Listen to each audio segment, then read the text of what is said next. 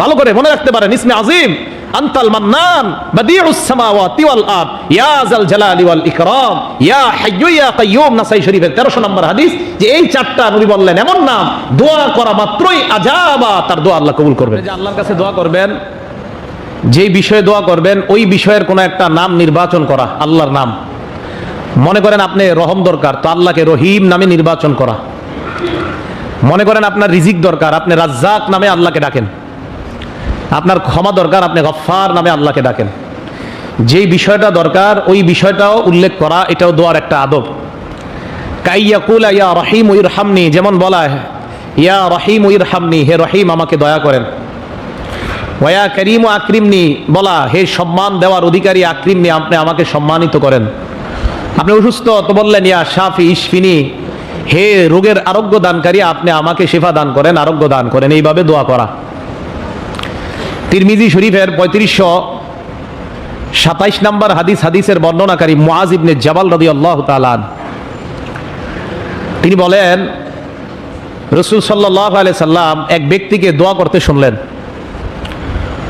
ওই ব্যক্তি দোয়ার মধ্যে বলতেছে, আল্লাহুম্মা ইন্নী আসআলুকা তামামান নি'মা, হে আল্লাহ আমি আপনার কাছে সব নেয়ামত চাই, পূর্ণাঙ্গ নেয়ামত চাই, নেয়ামতের পরিপূর্ণতা আপনার কাছে চাই। এরকম একটা দোয়া করছে।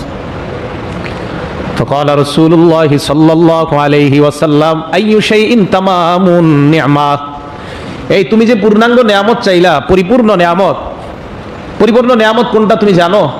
পূর্ণাঙ্গ নেয়ামত কি তুমি জানো? তুমি কেন এই জাতীয় দোয়া করলা?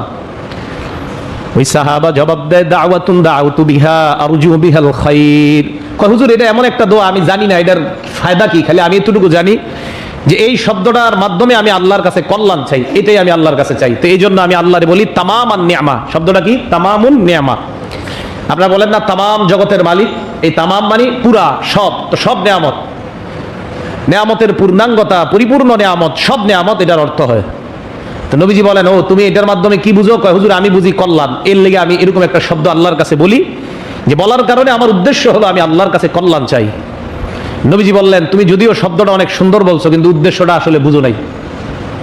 তোমার এই শব্দটা অনেক সুন্দর, হ্যাঁ এই শব্দের মাধ্যমে আরো দোয়া করবা, তবে জানো এই শব্দের মূল উদ্দেশ্য কি? নবী বলে দিলেন, ফাইন্না মিন তামামিন নিয়ামাতি দুখুলাল জান্নাতি ওয়াল ফাওজা মিনান নার।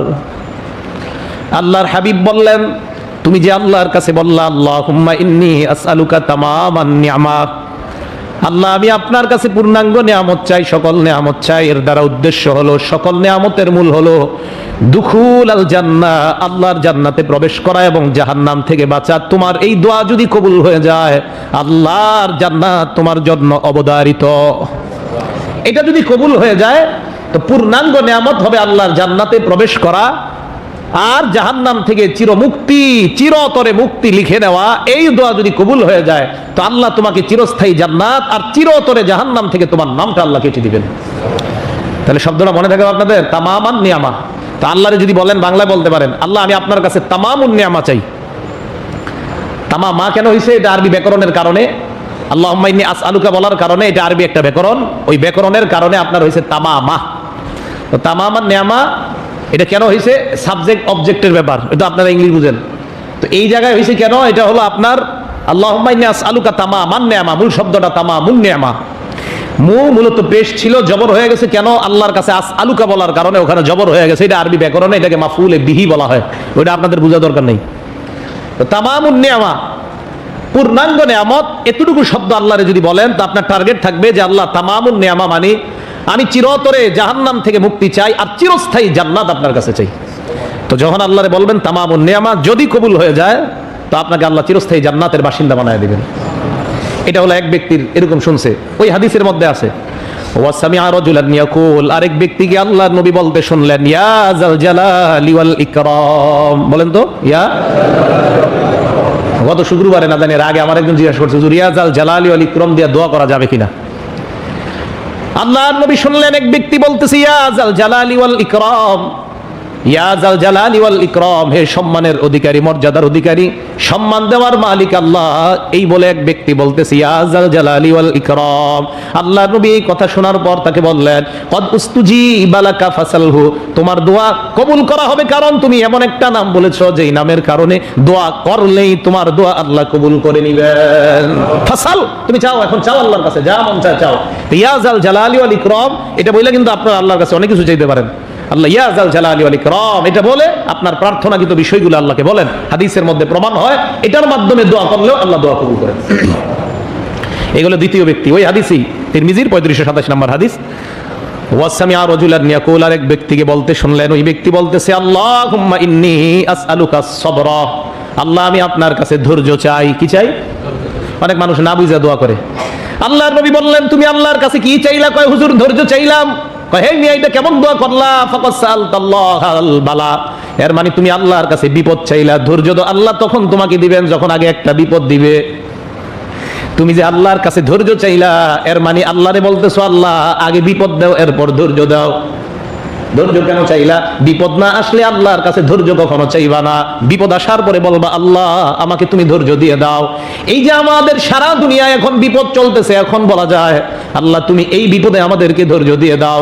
আর যদি আপনার কোনো বিপদ না থাকে তখন যদি বলেন আল্লাহ তুমি আমাকে ধৈর্য দিয়ে দাও, তখন আল্লাহ আগে একটা বিপদ দিবে, এরপর আপনাকে ধৈর্য ধারণ করার ক্ষমতা আল্লাহ দিয়ে দিবেন। আন্দাজি ধৈর্য চাই না, তো ধৈর্য চাইতে হবে। তো এই কথা শুই না নবী কয় তুমি তো আল্লাহর কাছে বিপদ চাইলা। হুজুর মানি কারে আল্লাহ তোমাকে ধৈর্য ধারণ করার তৌফিক কখন দিবে? তাহলে তো একটা বিপদ দিবে। হুজুর এখন কি করবো? এবার নবী শিখাই দিলেন ফাসালকুল আফিয়া, আল্লাহর কাছে তাড়াতাড়ি তুমি পানাহ চাও, আল্লাহর কাছে তুমি সুস্থতা চাও। সুস্থতা দুনিয়ার সবচাইতে বড় নিয়ামত, সুস্থতা চাও। কথাটা বুঝছেন তো আপনারা? তাহলে দোয়াও আন্দাজি করা যাবে না, উলামায়ে কেরামের কাছে জিজ্ঞাসা করতে হবে হুজুর এই দোয়াটা করবো কিনা। ঠিক আছে না? তো ধৈর্য ধারণের দোয়া, এই চিন্তা করেন আমরা তো জানতাম ধৈর্য ধারণ এটা কত ভালো জিনিস। আর আপনি দিব্যি ভালো আছেন, মাশাআল্লাহ খুব ভালো আছেন, এই মুহূর্তে বললেন আল্লাহ ধৈর্য দাও, তখন তো আগে বিপদ দিবে আপনাকে। তখন দেখবেন কালকে 5 লাখ টাকা হারাবে, এরপর আপনি দোয়া করবেন যে আল্লাহ, তার আপনি বলবেন হুজুর গতকাল কিন্তু আমি দোয়া করলাম আল্লাহ আপনি আমার ধৈর্য দেন, আজকে 5 লাখ টাকা হারিয়ে গেছে। আপনি যে কালকে বলছেন ধৈর্য দাও, এই জন্য 5 লাখ হারানোর পর এখন ধৈর্য ধরেন। কথাটা কি আপনাদের বুঝে আসছে? তাহলে ধৈর্য, বিপদ আসলে ধৈর্য চাওয়া, আল্লাহ আমার তো ঘরে এই সমস্যা চলতেছে, আপনি সমাধান করেন, আর আল্লাহ আপনি আমাকে ধৈর্য ধারণ করার তৌফিক দান করেন। আল্লাহ আমাদের সকলকে হাদিসটা বুঝে শুনে এর উপর আমল করার তৌফিক দান করেন। তাহলে কয়টা বিষয় জানলাম? তামামুন নিয়ামা আল্লাহর কাছে চাইতে পারেন, ইয়া জাল জালালি ওয়াল ইকরাম বইলা আল্লাহর কাছে যে কোনো দোয়া করতে পারেন, ওয়াল আফিয়া আল্লাহর কাছে সুস্থতা চাইবেন দুনিয়া এবং আখিরাতে, তাহলে আল্লাহ আপনাকে দুনিয়া আখিরাতে সমস্ত প্রকারের নিরাপত্তা দান করবেন। শব্দটা আফিয়া, আফিয়া দেখবেন দোয়ায় প্রায় সময় বলি আল্লাহুম্মা ইন্নী আসআলুকাল আফিয়াতা ওয়াল মুআফাতাদ দাইমাতা ফিদ দুনিয়া ওয়াল আখিরাহ। এই আফিয়া সুস্থতা চাওয়া আল্লাহর কাছে। আল্লাহ আমাদের সকলকে সুস্থ অবস্থায় যেন জীবন যাপন করতে পারি এবং ধর্মীয় অনুশাসন মেনে চলতে পারি, আল্লাহ তৌফিক দান করেন। তাহলে কি বললাম? 21 নম্বর দোয়ার আদব হলো আল্লাহ পাক রব্বুল আলামিনের কাছে যে আমরা দোয়া করব, আল্লাহর নির্বাচিত কিছু নাম, এই নামগুলা নির্বাচন করে দোয়া করতে পারি। তো একটা নির্বাচিত নাম জানলাম ইয়া জাল জালালি ওয়াল ইকরাম। আরো যেটা আছে যে বললাম ইয়া রহিম, ইয়া করিম, ইয়া শাফি। ইয়া শাফি কখন বলবো বলেন তো? অসুস্থ হইলে। ইয়া করিম কখন বলবো? সম্মান দরকার হইলে। ইয়া রহিম কখন বলবো? দয়া দরকার হলে। বলেন তো ইয়া গফফার কখন বলবো? গুনাহ মাফের দরকার হলে। তা আল্লাহর এই নামগুলা নির্বাচন করতে পারেন। নাসাই শরীফের 1300 নম্বর হাদিস, 1300 নম্বর হাদিস, 1300 নম্বর হাদিস, হাদিসের বর্ণনাকারী হযরত আনাস। ইসমে আজমের কথা শুনছেন না আপনারা? আজকে একটা ইসমে আজম শিখে নেন। হযরত আনাস রাদিয়াল্লাহু তাআলা আনহু বলেন কুনতু জালিসান মা রাসূলিল্লাহি সাল্লাল্লাহু আলাইহি ওয়াসাল্লাম, আল্লাহর নবীর সাথে আমি মসজিদের মধ্যে বসা। ইয়ানি ওয়া রাজুলুন কায়িমুন ইউসাল্লি, এক ব্যক্তি দাঁড়িয়ে নামাজ পড়তেছে। ফালাম্মা রাকা ওয়া সাজাদা ওয়া তাশাহাদা, লোকটা রুকু করলেন, সিজদা করলেন, তাশাহুদ শেষ করলেন। সব শেষ করার পর ওয়া দাআ, দোয়া করা শুরু করলেন। এবার লোকটা দোয়ার মধ্যে বলতে লাগলেন আল্লাহুম্মা ইন্নী আসআলুকা বিআন্না লাকাল হামদা, আল্লাহ আমি আপনার কাছে চাই বিআন্না লাকাল হাম, সমস্ত প্রশংসা তোমার।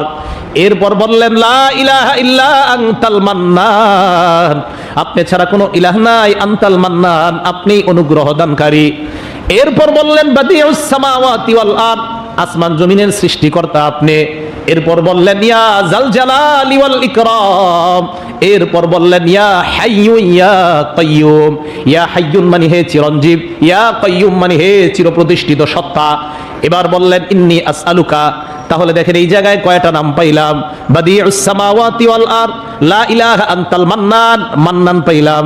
বাদিউস সামাওয়াতি ওয়াল আরদ, দ্বিতীয় আরেকটা পাইলাম।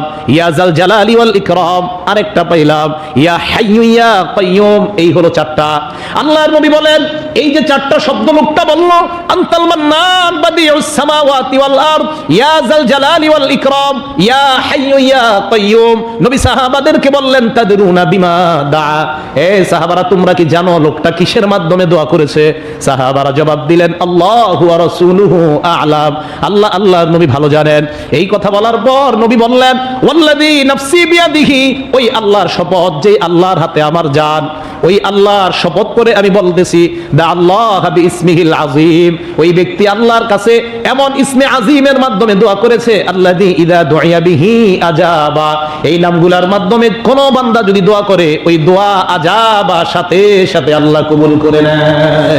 আজাবা, আল্লাহ কবুল করেন। ওয়াইদা সুইলা বিহি আতা, ওই দোয়ার মাধ্যমে এই নামগুলোর মাধ্যমে আনতাল মান্নান, বাদিউস সামাওয়াতি ওয়াল আরদ, ইয়া জাল জালালি ওয়াল ইকরাম, ইয়া হাইয়্যু ইয়া কাইয়্যুম বলার পর যদি বলে ইদা সুইলা, যা কিছু চাইবে, আতা, ওই চাওয়া জিনিসটা আল্লাহ পূরণ করে নেবেন। চারটা, এটা ইসমে আযীম বললেন নবীজি, ভালো করে মনে রাখতে পারেন। ইসমে আযীম আনতাল মান্নান, বাদিউস সামাওয়াতি ওয়াল আরদ, ইয়া জাল জালালি ওয়াল ইকরাম, ইয়া হাইয়্যু ইয়া কাইয়্যুম, নাসাই শরীফের 1300 নম্বর হাদিস, যে এই চারটা নবী বললেন এমন নাম দোয়া করা মাত্রই আজাবা, তার দোয়া আল্লাহ কবুল করবেন।